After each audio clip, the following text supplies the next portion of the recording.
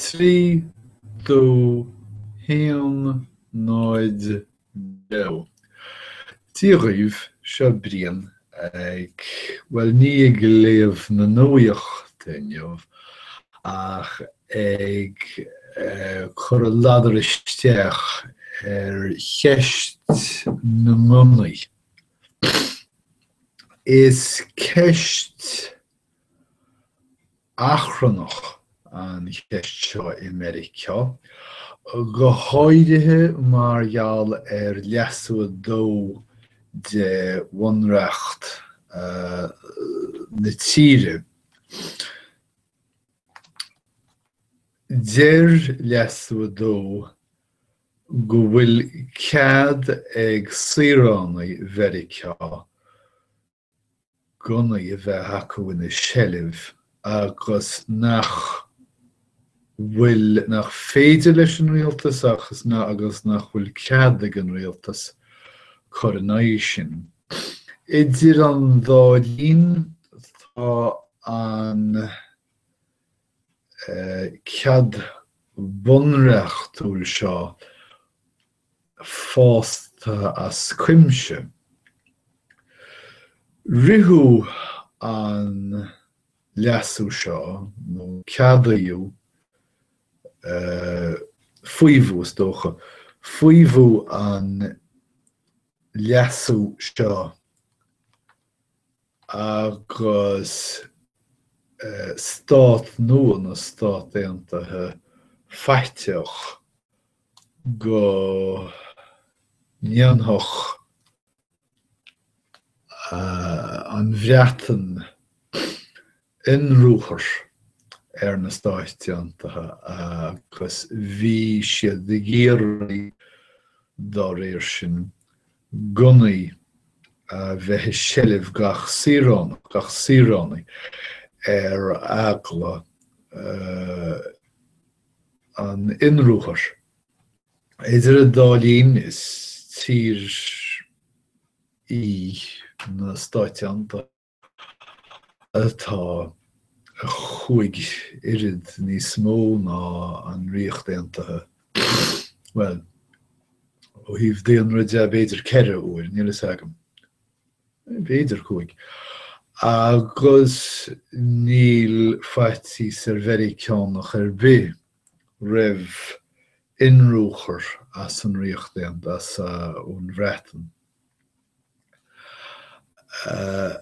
Ach rud amháin atá fólamtha ag lucht ag phleasúran na ngánaí mas ceadúcht an phrásaim mar sin úsáid siúd atá in aghaidh na ngánaí ná go bhfuil sé bheagnach dóianta bhunreacht na Stát Aontaithe a aithriú. Cathe níos mó ná dhá thrian de hithe ionadaithe na Stát a faoimhú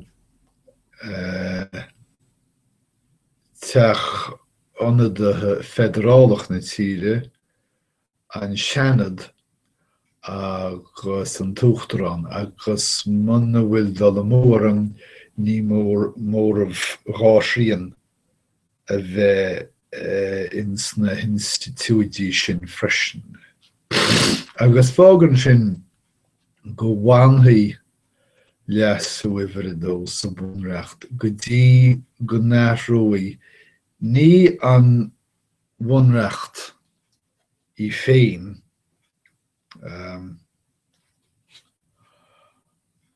ach an bhunreacht ní an bhunreacht í féin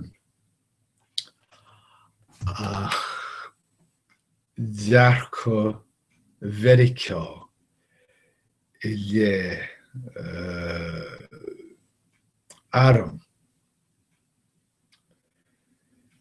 Tharla an sléocht bheith in Roseburg County, Oregon.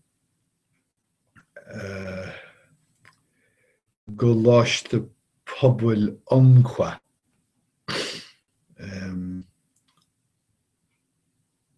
I neisceart agam. Agus díar ní is léir go bhfuil na dúnmhar fó seo ag lorg áiteannaí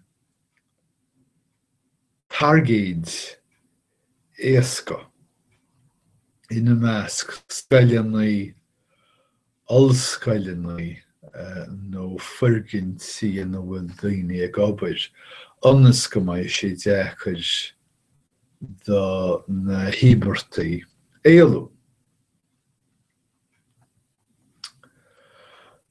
Sa chos seo bhí rang díospóireachta siúl in Hollis Snyder sa campus sin.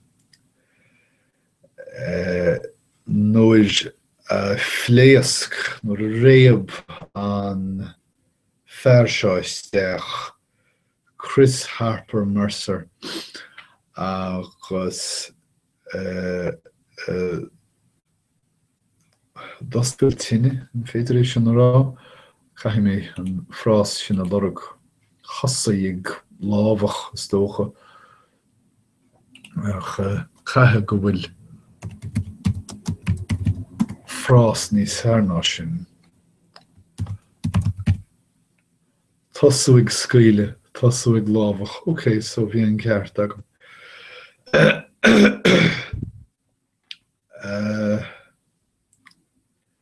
Agus tí bhístíad chuig núméad nó mar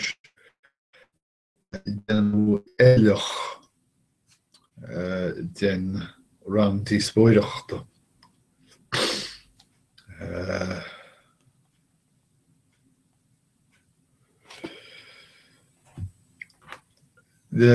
Le feadh tamil ina dhiaidh sin, ní rá le brathir agam ach scaoil líonra agus anmhá. Agus tá na meáin lán le pictiúirí de na Mioclainn á Neaslonú as a campus lámha san éir agla gur dúnmhar foirí iadsan agus crothúna sé seo nach bhfuil ciall ag na Póilíní a chreirid. Tá na Póilíní ag freagart gach achtra lámhaí mar achtra scéibhmhaireachta agus ag daileáil leis na gnáthghine an láthair mar scéibhleothirí. Fiú nuair is léir agus is rí léir nach scéibhleothirí iad. De húsceir is féidir a dhéanamh mar tá na daoine faoi méid sin dríochtún na meáin I ceapú gur bhfuil scéibhleothirí agus dúnmhar fóirí dealtaí cliste faoi gach sceach léonn siad leis an saoil mar clár teilifíse. Cibhé Dime an fear seo Chris Harper Mercer le dásacht ceart agus faoi dheire an éirlí an éirlí bhí déanúir marmh béidir éon duine díag tá seansán go bhfuair duine eile bás agus cé gur thug na Póilíní le fios gur bíodsan a bharí é níor bhíodsan sin féin a bharí é féin. Ba chosúil go rá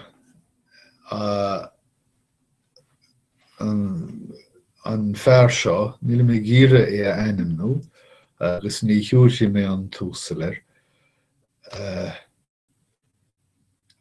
Ag peacú daoine amach creative is cosúil go rá col faoi le aige le Crístathe agus má dadha aine gur Christi é dúirt sé bhfuil tá tuairtí de dhí eiceil agus scaoil sé iad. Faoi cheann coppla uireachlaigh hí na slúite tuisme thóirí imníocha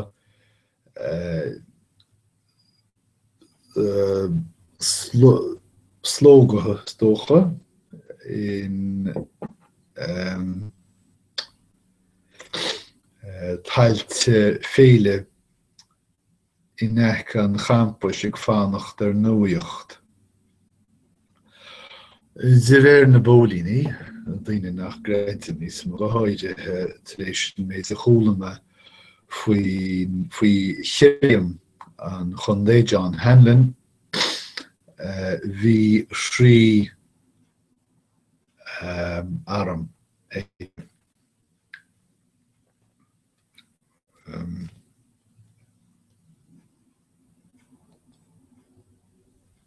gléastrodda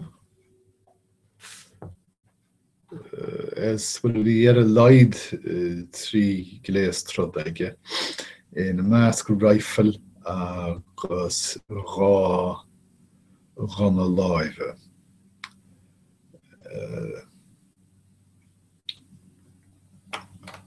Bhuiléir de réir rionstain na tuairiscí a tháinig amach nach rá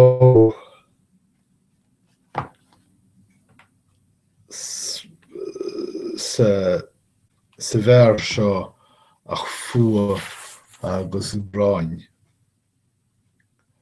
Is cosúil gur scríomh sé rudaí thugann na fios go raibh sé lán le gráin.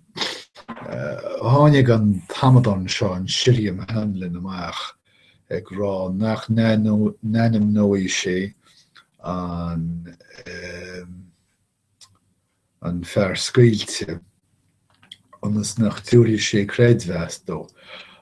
Ach ar nó os rudaí gur fear mór telefíse an Siriam seo agus fear séideann nach rá ag teastáil ón mhuachail an fear ach creidmheas agus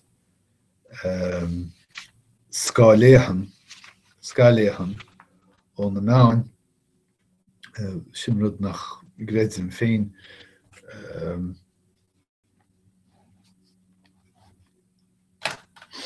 agus díosar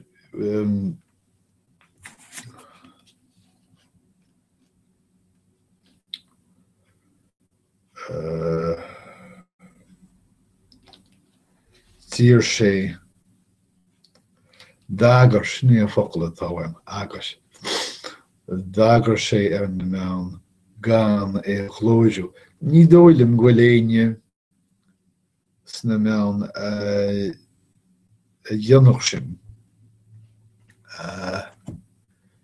dar leis an Siriam níl an glóir sin tiltte ag an bheith.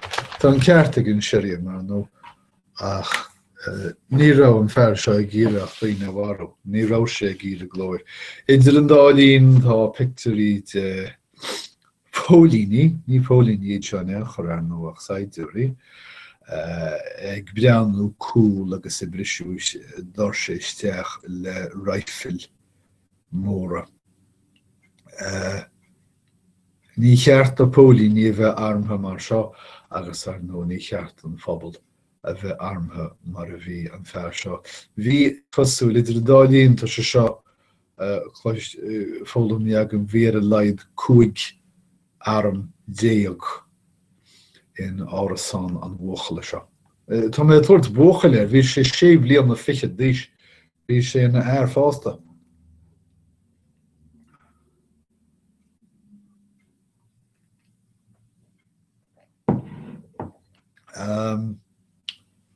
Níl is agam céir déile tá mé ag géirí rá tá pictoriale de roioine rivre ag seasta tíomh den scailg ligintarab go bhfuil siad a páidróireacht. Well, ar cheart an bheith Clausan ba ceart. Thug an tuachtarán Obama óráid an naoise sin agus ba thoillir go raibh phríoch sin go raibh sé ar dhearg bhuile agus go raibh cothach le feiceáil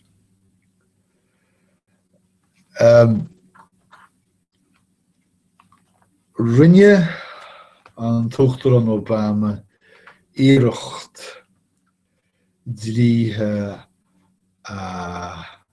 athrú riant bliantúin ach in margheall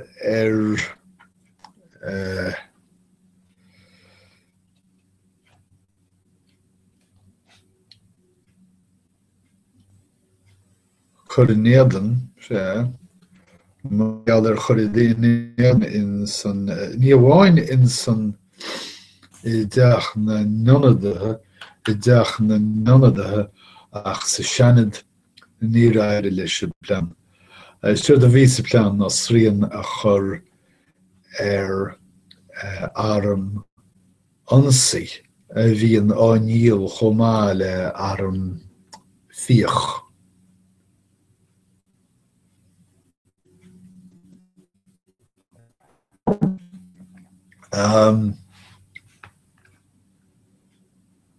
Aníonn an tuachtarán idirdálín éagómas sa chás seo. Ní féidir leis aon rud a dhéanamh agus teach na nionadaithe agus an seanad ag seas a bhína aghaidh agus d'eagrair sé ar vótóirí an taithriú a dhéanamh iad féin. An deir sé muide a bhfuil sé de áireann páistí a bheith hagann tá muid ag smaoine ar na teaghlaigh sin nach bhfuil an tá chéanna orthu. Agus é ag tuairt na hóráide seo sa James Brady Press Briefing Room.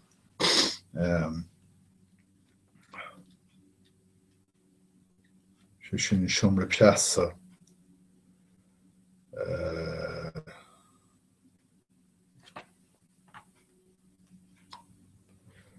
sé siomra pleasa. Inimnithe I ní effigy Ronald Reagan lábhachú sa dreim agus cha a chuid le dá híal I gcathaoir rutha. Tá an tuachtarán Obama ag géire ar dhaoine smaoine faoi chonas is téide le rialtas na dlíthe a athrú agus gur féidir beathaí a hábhail agus ligint le daoine fás sús.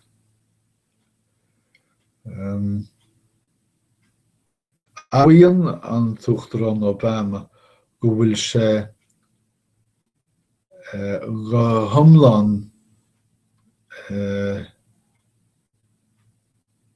éagómasach ó thaobh tragóidí mar seo chuisc agus iad a thuirmisc go háirithe leis féin ach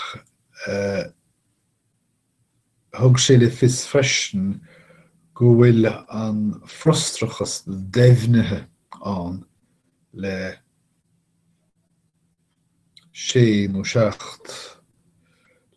milliún an nús agus é teacht reis go dtí lechtán céanna sa teach bán rís agus rí sé chun labhart leis náisiún tréis sléocht champais eile.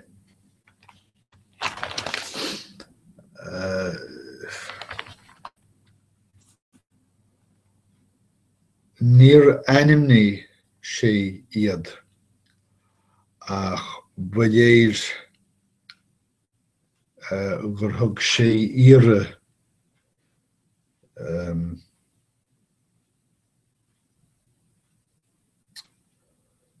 gur thug sé ire de bhuille an NRA chun an náisiúnta na Rifle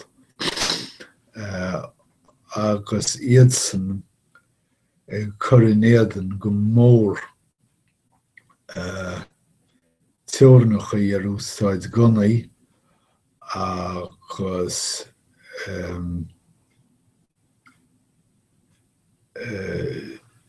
déan tú síocht gunnaí agus an méid atá déanta achab reachtaíocht sna stáite easrú chun únéireacht gunnaí éascú.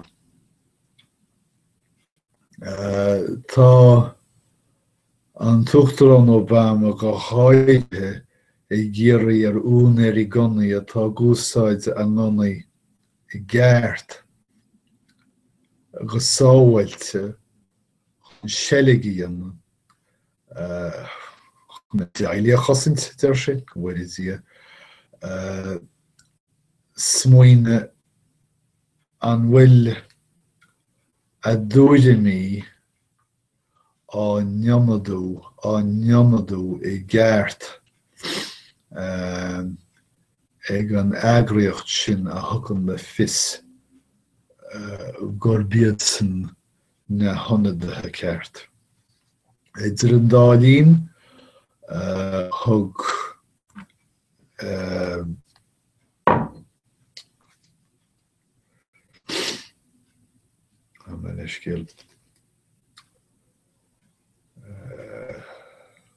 orláirí. Cheart an focail sin bheith faoi seo. Thug orláirí de chuid an NRA Andrew Arulanandam le fios nach meach an NRA ag nachtú tóilimir be go dtí go maith na fídaí go léir eolas acu. Agus ar nó bhealach eile sin a rá gúil siad a gcíre fanat go dtí go bhfuil an sléocht seo dearmataí ag pobl very ceá.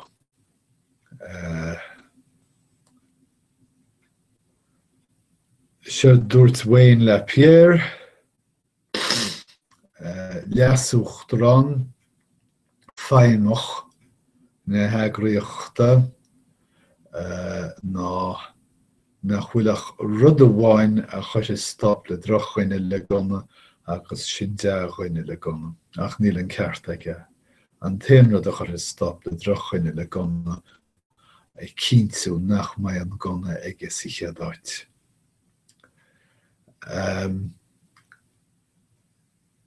Deir an tuachtar an Obama go bhfuil minicíocht na neachtarí lábhar seo ag siocú agus ag bhabhrú phobal very ceann agus gur cuma le daoine idir an dálín faoi na dúnmhairthe seo.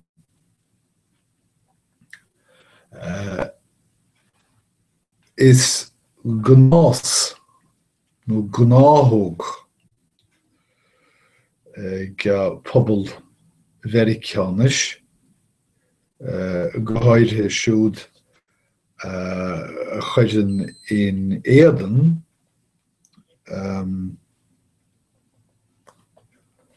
rialachaí runnaí ná freagra thuirt go bhfuil níos mó ganaí ag ceastáil ní níos lú ach níos lú dlíthe sábháilteachta ganaí. In náiríre sa sesin an gréidirníine a léid tríis sléocht Sandy Hook nuair a maraíú fiche páistí agus eisiir daoine fásta.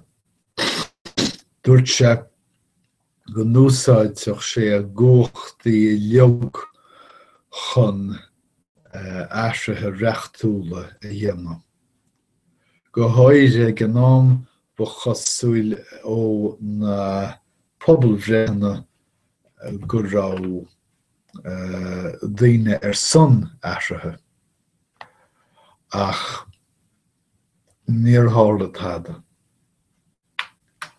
An bhfuil muid sásta rá ar Obama go bhfuil muid neamhinniúil I bhíonaise éarlach mar seo, go bhfuil an polítíocht ró dheicir.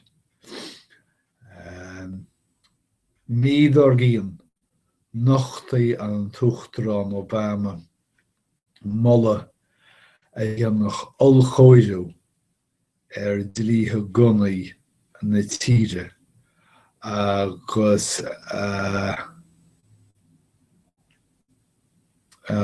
amach seiceálan í cúlra éilíocha ina measc de aine atá ceannach ganaí agus céimeanna dhéire. Seo mar a thiúrfar breithúnas orin ar sa sesin miannar 2030 ach fearir tháinig coppla míad ar gcíon nuair a dhiúlta polaitíoirí ón dá pháirtí na phríomhphointí sa reachtaíocht molta.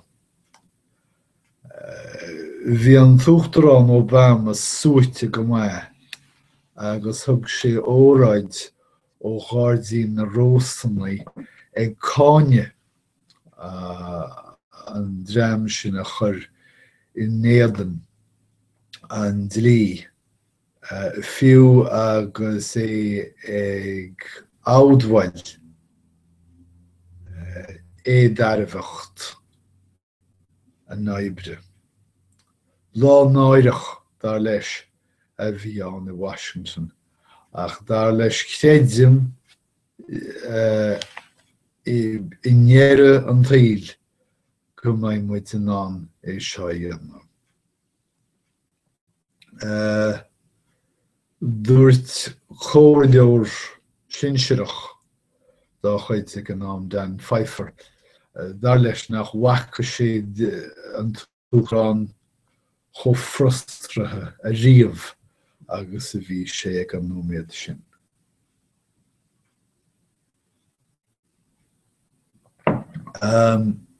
Le gach sléocht an dádín chuirú íochail ar an uachtarán Obama chomhaoine, chomhróm a dhéanamh leis an tír agus leis na teaghlaí a bhfuil bhuail cáilte acu. Ach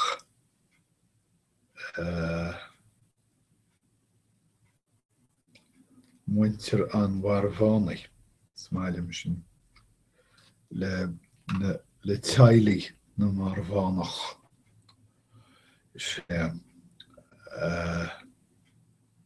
túr déag marmh sa Washington Navy Yard scliúchas a bhfuil dearmadanta go gcuid is smód in tír trúr in Fort Hood agus is cuimhin na gachaíine sin mar ba bhoslamach an fearar inné. 9 déag gá bhíohin in Charleston, South Carolina ag fear ar ó chollaige le daoine gorma. Agus le gach sléocht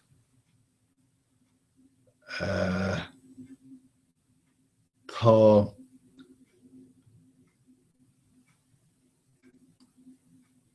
ferg agus fríoch an Uachtaráin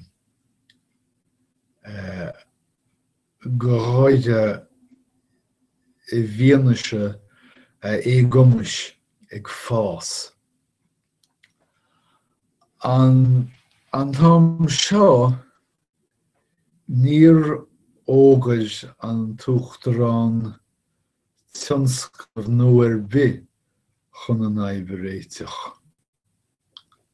In áit sin, thuispáin sé, thug sé le fios go bhfuil gunna America do gach fear, bean agus páiste sa tír.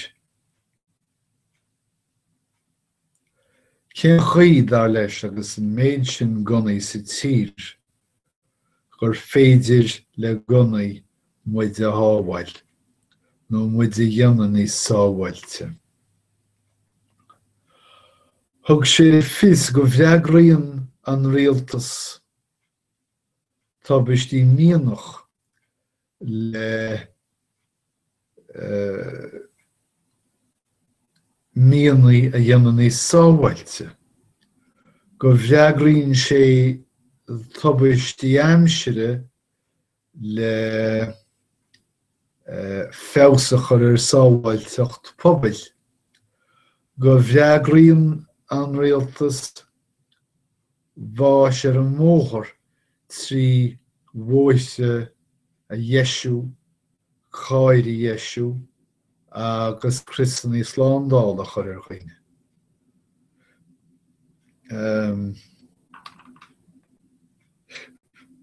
Ag éilimh go gathach daoine Christnaí slándála. Ach ní reagraíonn an rialtas sléachtaí gunnaí sa chuí ceanna in eabhar. Cén fá go bheagraíonn an rialtas tubaistí éir, tubaistí bóthar, tubaistí mianach le gníomh agus cén fá nach bheagraíonn nach bheagraítear an sléocht rialta seo. Tá gunnaí chomhdifriúil sin dar leis le céandaine an NRA is dócha agus na brúhrúpaí agus stocharí a manan leo, a bhainean leo, go bhfuil cosc, go bhfuil teach na nonadaithe, go bhfuil an chógáil tar éis cosc a chur ar an rialtas federálach staidirmh a bhailiú I dtíobh gunnaí. Agus dúiltaíonn an Tuachtarán an nóisiún go gaiideann an bunreacht cosc ar theorannachaí nó rialú ar gunnaí.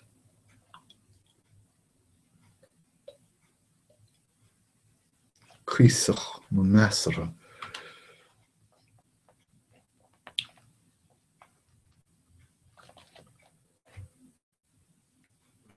Rialú measara a dhéanana ar gunnaí. Dír sé ar na hiiriseoirí a chóirimh cé bhéad Americánaí a maraíú ag scéimhleoireacht le 10 mblianos agus an sin an nimhir sin a chur gomparáid leis an méid Americánaí a maraíú ag forraig an gunnaí baile, sin forraig an gunnaí sa bhaile. Mar a hálíonn mar iú 300,000 le 10 bliain an nús ag gunnaí sa mhaile agus níor maríú ach tuairim is 350 ina amláin ag scíobh le hóireacht. Bhí le go hintige rinne sé compráid idir na 1,000 billiún a chaitheann na háisínteacht I rialtas seo chur I néadan scéobh le hóireachta agus an méid súrach a chaitir chun bháis gunnaí a chuisc. D'eagraigh sé bhótóirí príomhaireachta dhéanamh de hábháilteach gunnaí. Más faibh seo dar libh sin sa an tuachtarán Obama, bhí cheart daobh a bheith ag bra mhór neifigí tufa a bheith ag léirú mhór dúrimí I lé gunnaí. Ná go dtí seo thug an tuachtarán Obama óráidí a bhí sách neamhthachtar. Sin bhí cuma neamhmhuthaíoch an uachtarán Obama agus ag tuairt óráidí. Bhí cuma fiú líochtar agus ag tuairt na nóráidí seo. Ach is athair é freisin, athair atá tiomanta de duinéire ishe lena hailech, lena hinínachaí, lena inínachaí gachaíche. Ach tan heachtarí lámhaí seo is chosúil tríos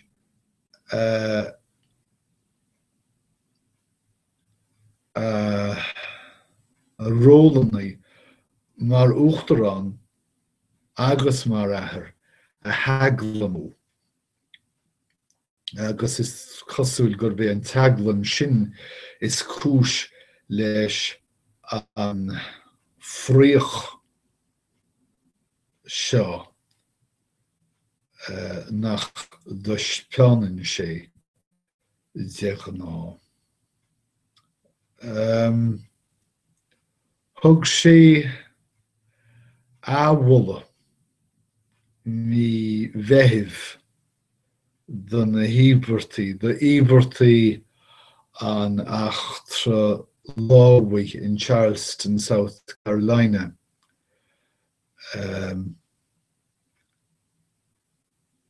Dogann daoine le fios faoi gur bé an óráid ba feisianta a thug sé riamh. Ní raibh an team go ard seo le bra san óráid a thug an uachtarán Oíche Géardaoin. Go cinnte ní raibh an dóchas an nach irid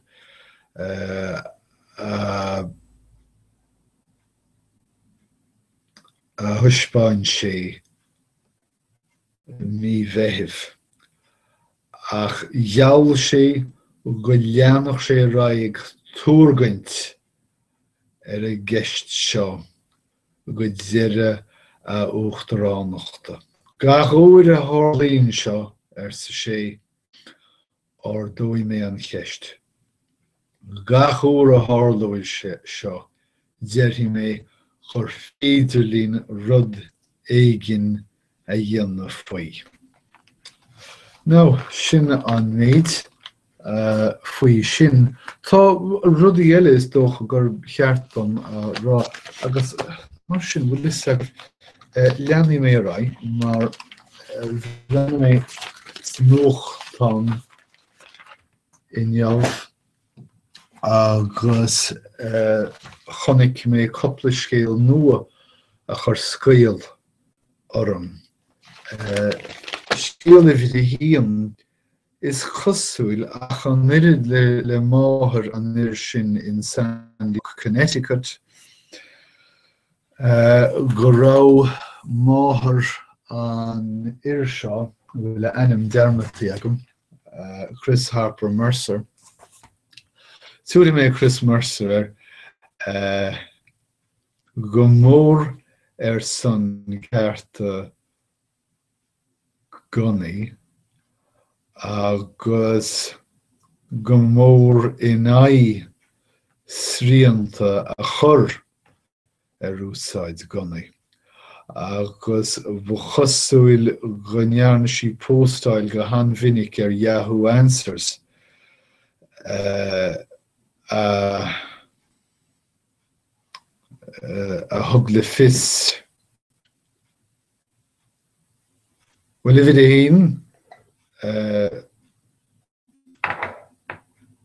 well, dragar sí go leor faoi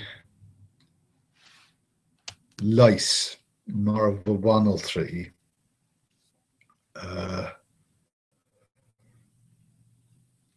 ach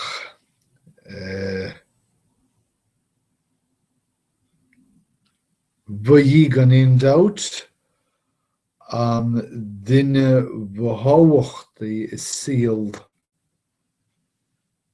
a mic.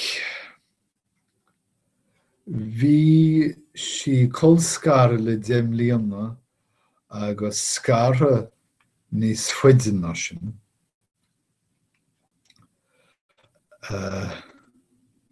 Agus bh chosúil gur chosann sé an bhuachail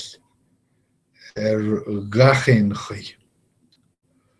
Bhainmh go rág rís tá mé tuairt bhuachail an dúnmhar fór seo sé bhbliain fiche díos. Ach bhainmh a dag sé an tárasan agus nuair a dag ba chosúil gur